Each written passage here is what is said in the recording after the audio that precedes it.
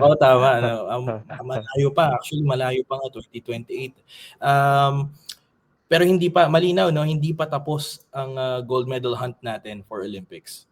Yes po, walang walang katapusan yung pangarap, eh, kaya, tuloy-tuloy pa rin. Kahit gold medal, world title, libreng mangarap, eh, kaya open pa rin lahat po yung ano, yung pangarap natin na makuha yung gold sa Olympics.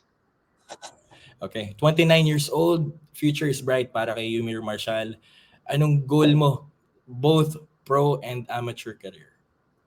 Right now, target namin na next year, makapag, world title shot kami.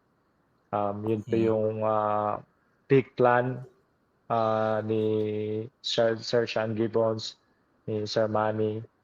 Ah, may mga fight plan na kami after this one. Ah, ah, gut feeling na makuha natin yung victory. Sunod-sunod po yung, nakaabang sa akin na laban para hanggang sa world title.